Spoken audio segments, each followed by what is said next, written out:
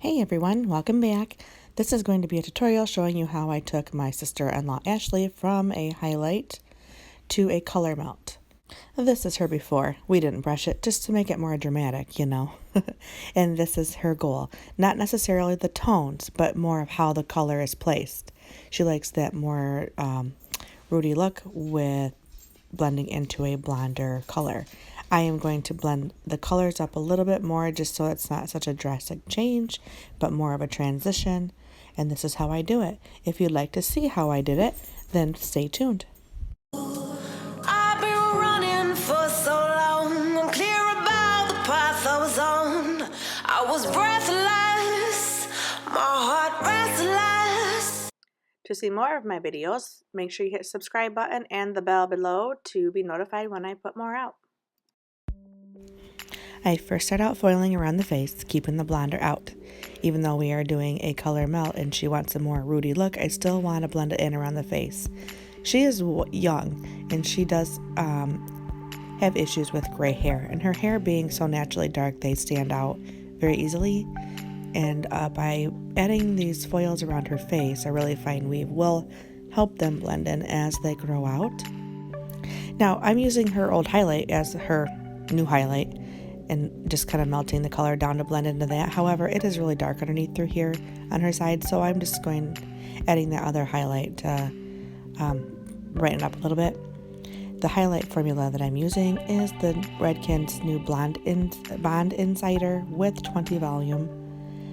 And what I'm doing for her base color, or her root color, the shade's Cream, the Cream Plus actually, 6N with technically 15 volume. The shades Cream Plus will blend in gray. If you use, they recommend 20 volume to cover gray. Since hers are very few and far in between, I am comfortable. I could probably have used 10. I should have used 10, and I will get to that why later on when her color is almost done. I do have to correct something. The Cover Pluses literally only have a touch of ammonia in it, just enough to blend in gray, but not to cause lift. But for some reason hers did, and like I said, that's part of what I'm correcting later on. I used 15 volume because I wanted to make sure that it was covered, but I did not want to use a full 20 because I only wanted to deposit and go darker and blend in her gray. I'm going to get into more of that in a second, but first let me explain what I'm doing now. So I'm going through and I want to brighten her ends, right? And though her gold color looked like panels, so I'm just literally going to go through with my REDKEN. I actually believe I did bump it up to 30 volume because it was the bond inside, and I actually do feel it's a little bit slower than your regular flash lift, which is fine because the regular flash lift was quite powerful and pretty quick, and I've gotten used to that. So maybe this is slower than the average lightener, but it is a little bit slower than the average flash lift. So I just went ahead and did 30 because her hair is so stubborn. It does not ever want to lift. This is actually the lightest I've been able to get it. So we were hoping to maybe get it a little bit blonder than it is this time. Now as I get to the top of the head, you're going to see me change my pattern up a little bit. She had enough dark in the back, so I did not add any dark then. But as I go through the top, I'm needing to add more dimension in her hair. I'm still using the 6N, but I am only using the 10 volume. And I'm adding the lowlights not all the way down through the ends, just down through the mid shaft, leaving the ends out because I want them blonder. I don't want any dark all the way through to the ends. And the next panel I bring down is a highlight. And then when you see me weave out anything to highlight, you'll notice that I blend in the old highlight with a chip brush with that same formula, but just see right there, just blending in the line so there's no line. I just love seamlessness. I don't like to see where the color changes. I like to have a nice soft transition, and so by doing that or blending in an old highlight in between the foil really helps do that. So if you're having trouble making your lines look blended or seamless like that, and you still see a harsher transition. By doing this helps a ton. Now, as you watch me apply the foils up through the back of the head, I'm going to get into more of my base color and what my goal is for that. I wanted to keep her base, her natural base, but I wanted to cover the blend in her gray. If it got a little bit richer, that's fine, but I did not want it to be lightened at all, because the goal is to have her not have a line of demarcation as it grows out. How do you do that? By not changing or altering the level or the tone of her natural base drastically, right? Well, the Cover Pluses are great because, one, it does not alter the natural level. You can alter the natural base a little bit. You can shift that a little bit, but I'm sticking with a neutral, so the whole idea is to not alter it at all. When I have somebody in my chair that doesn't want to change her natural hair color, but just wants to blend in or cover her gray, and they have maybe less than 35%, the Cover Pluses are my go-to color because that's perfect. Now, if they want to lighten that a little bit, then definitely I'm going to use my Matrix So Color Cover Plus, or the gray coverage, of course, but I use demi whenever I can, whenever it's useful. It just keeps a lot of the damage away. And usually, if I have a client that is trying to stay at her natural hair color base, they're usually getting highlights also. And eventually, you're going to have to lighten up what you have darkened because the hair grows out, and those highlights are going to need to be retouched. And the hair that you're retouching has been colored, right? Well, if you're using a 20 volume hair color Cover Plus or gray coverage color, gray coverage usually has, double the pigments. That's why it covers the gray better. So that's just that stronger pigment that you're trying to go through. So while you're trying to lighten that, it's causing more damage to the hair. So if I can just use the Cover Pluses, then it's less damage into the hair, there's less ammonia in it, and in the long run, we have healthier hair, right? Another tip about the Redken Cover Pluses, as you can tell that you're probably wondering, if I want to stick to her same level, why did I choose a level 6 when she clearly looks like a level 5? The Cover Pluses tend to run on the darker side. So whenever I want a 5, I go to a 6. Whenever I want a 6, I would probably add a little bit of 7 to the 6N. Now, the Cover Pluses are the creams don't have any ends. Only the Cover Plus creams have the ends. So if you want an N, you're going to have to use a Cover Plus and add it to your other formulas of the shades creams. That is probably literally the only downfall I have with the shades creams. I love them, but only the Cover Pluses have the neutrals. The regular creams do not have neutrals.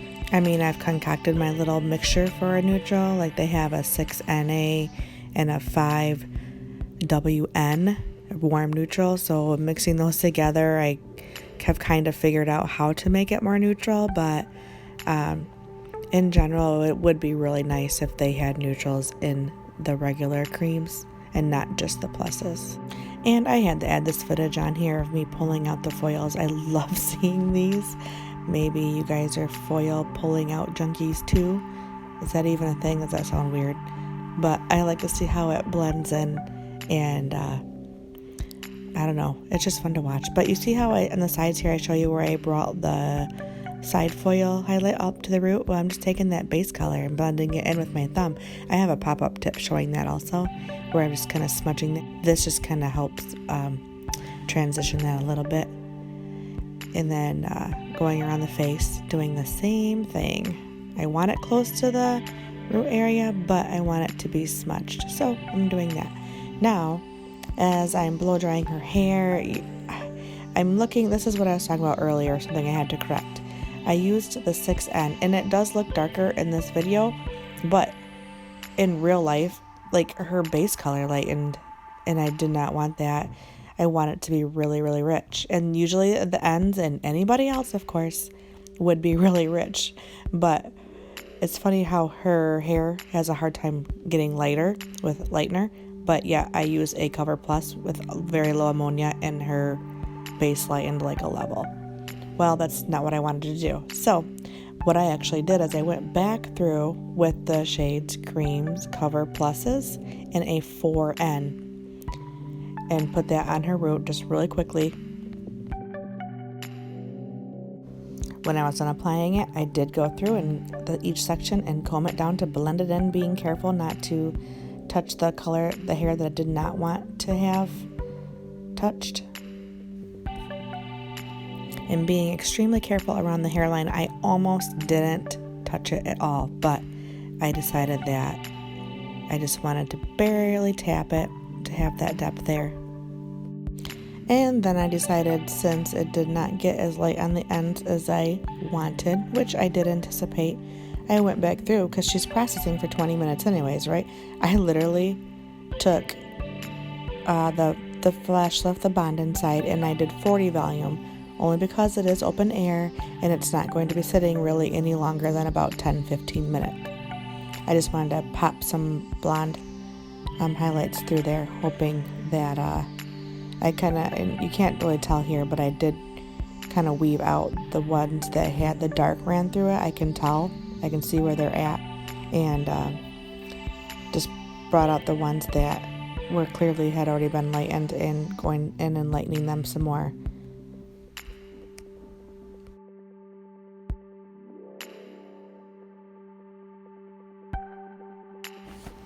And we got our gold color, ladies and gentlemen. Phew, it was a little bit of a process, I guess, but we got there and we're happy with it.